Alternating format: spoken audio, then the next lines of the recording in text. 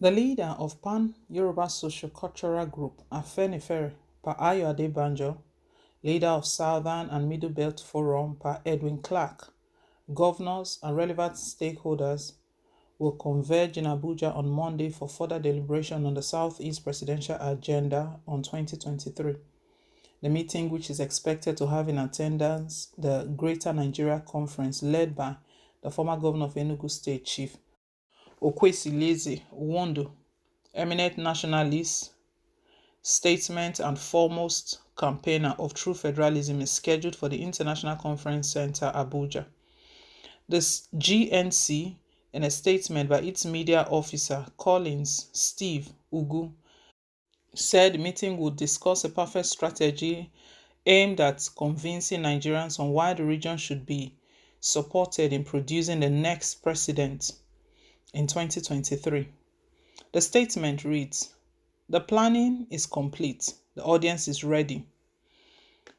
The more patriotic Nigerians are now selfless in championing the truth that our country can only get better and faster on the wheels of equality, justice, fairness, and deliberate inclusion for all her citizens, especially the Southeast people of Nigeria.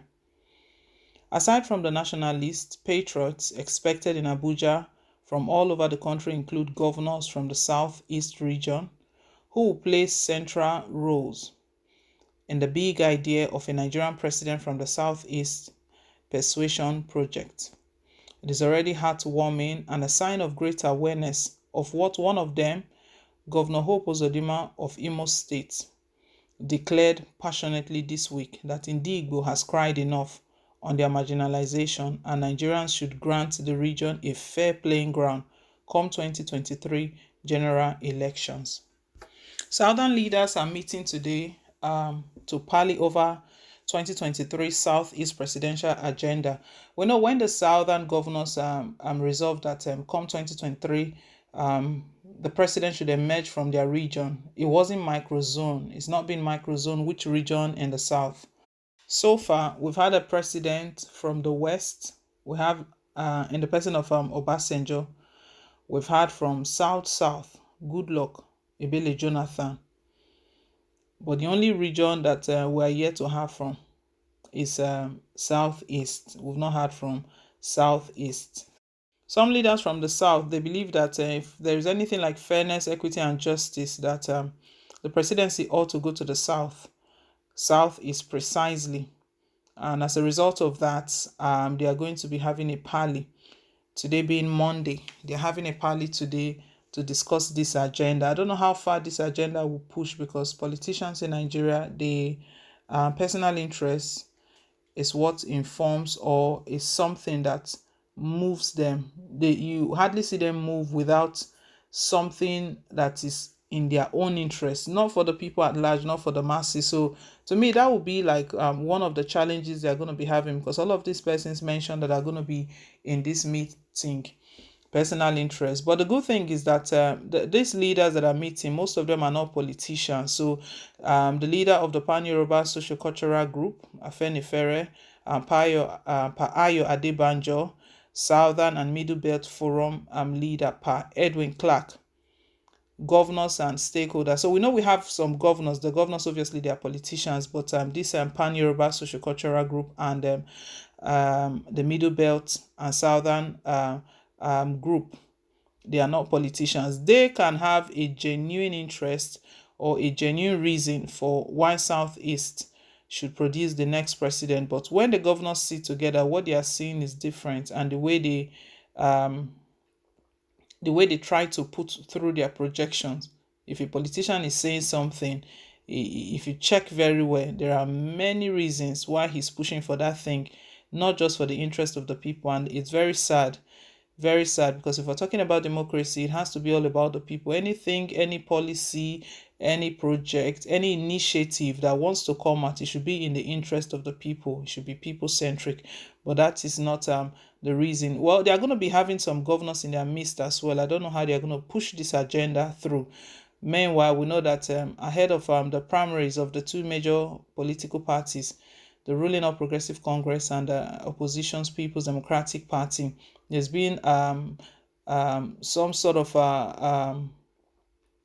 hide and seek game that they've been playing. They've not been able to categorically say or come out straight with the region that their presidential candidate is going to be coming from. But we know it's not going to last for long. It won't be for long. It will eventually come out. Whatever it is, it will come out eventually, because the primaries, INEC has given them deadline when the primaries should hold. June is the deadline for the primary. So before June, all primaries should have been conducted, and we know at the end of the primary, the flag bearer will emerge. We'll see how all of that plays out, but um, the southern leaders, they don't just want to sit and fold their arms, because with the way things are going, the north, they are not relenting. They're still pushing really hard that they want to retain power. They want to retain power after President Muhammadu Buhari's 8 years. And not just 8 years, 8 years of non-performance. Non-performance. We see what the country has turned into. Hardship everywhere. Things very expensive. The amount bag of rice was sold for before President Muhammadu Buhari assumed power, we know what it is at the moment. The unemployment rate, everything is just like the country went backward. No PDP, they've been saying it. It's not like they're trying to play politics or it's propaganda. It's the truth. They're actually speaking. APC dragged the country backwards so many years. But also with agitation, the current agitation for the breakaway of IPOB, some of these leaders, they believe that it's because of all of this injustice. That is why IPOB, they're agitating that they want to break away. That if they are given a shot, if an Igbo president emerges, that at the end of the day, we won't hear any of those agitations, that everything will die down. So they are trying to push. Will all of these other southern governors, we know all of those who have indicated interest from the south. Vice President Yemi Osibanjo, the leader of the All Progressive Congress, Bola Tinubu, Rotimi Amechi, all of these persons are from the south. They are not. They don't look like they are ready to step down for anybody. In fact, as the day goes by, they are working seriously on their permutations and their calculations to see how they emerge.